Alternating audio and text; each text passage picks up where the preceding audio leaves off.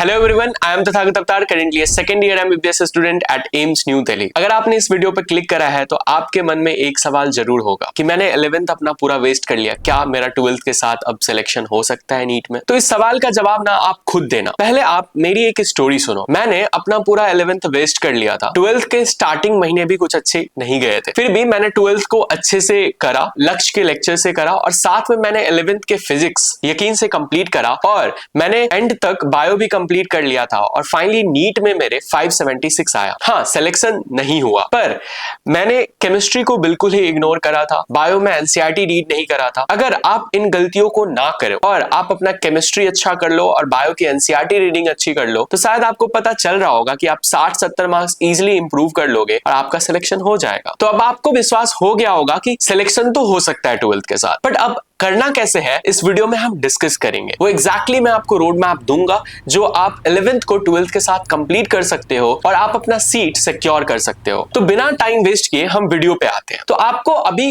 करना क्या है? तो सबसे पहले आपने जिन वजहों से आपने अपना 11th वेस्ट करा है, चाहे वो आपका कोई वेब सीरीज हो, फोन हो, इंस्टा स्क्रॉल हो, आपके रिलेशंस रहे हो, आप उन सबको दूर कर दो। क्योंकि अगर आपने अभी उन चीजों को नहीं हटाया तो आप अपना फिर 12th भी बर्बाद कर लोगे और फिर ड्रॉप ईयर में 2 साल का सिलेबस 1 साल में करना बहुत मुश्किल होता है। उसके बाद आपको सबसे ज्यादा अपना फोकस 12th पे रखना है। 11th को अभी भूल जाओ, 11th के बारे में मत सोचो। अगर आपने 12th को भी अच्छे से नहीं करा तो आपका कॉन्फिडेंस लूज हो जाएगा और फिर आप कर नहीं पाओगे। तो सबसे बेटर है कि आप लेक्चर देखो और 12th को बेस्ट करने का कोशिश करो। 12th को बेस्ट कैसे होगा? आपको बिना बैकलॉग लगे लेक्चर देखना है, किसी भी दिन आपको लेक्चर मिस नहीं करना है, साथ में जो पढ़ाया गया उसी के दिन उसी रिवाइज करना है, साथ में आपके क्लास नोट्स के सारे क्वेश्चंस करने हैं, डीपीपी करने हैं और सेम टॉपिक का एक फिक्स रिसोर्सेज से आपको सवाल लगाने हैं। अगर आप इतना करते हो आपके मार्क्स अच्छे आएंगे टेस्ट में और आपका कॉन्फिडेंस आएगा और वो कॉन्फिडेंस आपको 11th कंप्लीट करने में मदद करेगा। अब देखो, यहाँ पे मेरे साथ जो मिस्टेक हुआ था वो हुआ था कि मैंने जब 12th स्टार्ट करी तो मेरी 12th बहुत अच्छी जा रही थी, बट पॉइंट इज कि मैंने बहुत सारा अपना टाइम वेस्ट किया फिजिक्स के बहुत सारे रिसोर्सेज करने में, चाहे वो ईगो था या मेरा फिजिक्स में इंटरेस्ट ज्यादा था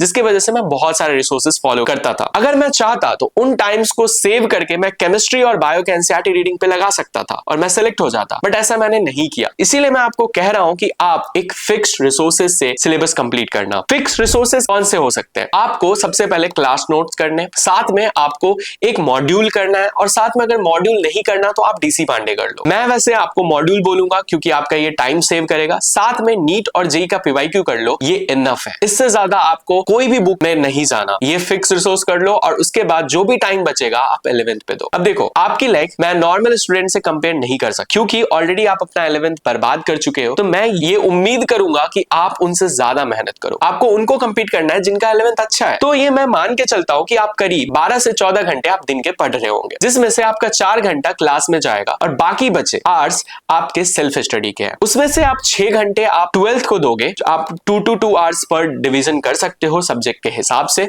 बाकी 6 आवर काफी होते हैं। बाकी बचे घंटे मिनिमम 2 से 3 आवर आपको 11th पे लगाने, अभी से और रोज, बिना किसी दिन गायब किए। वीकेंड्स पे आप ज्यादा भी दे सकते हो। अब आपको 11th करना कैसे है? सबसे पहले एक सोर्स सेलेक्ट करना है। सोर्स चाहे वो यूट्यूब हो या फिर कोई क्रैश कोर्स का लेक्चर हो या फिर यकीन। सोर्स इस हिसाब से चूज करो कि आपका एक चैप्टर 1 वीक के अंदर में कंप्लीट हो जाए। और सबसे पहले आपको फिजिक्स करना है। फिजिक्स के 4 चैप्टर स्टार्टिंग के सिलेक्ट करने हैं और ट्राई करना है कि 1 महीने के अंदर में वो कंप्लीट हो जाए। अब लेक्चर लेने कैसे है? आप फर्स्ट डे पे 1.5 या 2 घंटे लगा के लेक्चर देखोगे। लेक्चर देखने से सबसे पहले वो सारे क्वेश्चंस करोगे जो कल लेक्चर में कराया गया। ऐसे करते करते आपको चैप्टर कंप्लीट करने हैं, जिससे क्या होगा कि आपका प्रैक्टिस भी हो जाएगा क्वेश्चन का और एक तरह से रिवीजन भी हो जाएगा। इस हिसाब से अगर आप चैप्टर कंप्लीट करते हो 4 तो फिर अगले महीने आपको 4 केमिस्ट्री के चैप्टर सेलेक्ट करने हैं। मैंने जो गलती करी, मैं फिजिक्स पढ़ता रह गया आराम से, बट आपको यहाँ पे मॉडिफिकेशन लाना है, केमिस्ट्री भी करना है ताकि आपका सिलेक्शन हो जाए। मेरी तरह आपका सिलेक्शन ना हो वो मैं नहीं चाहता। उसके बाद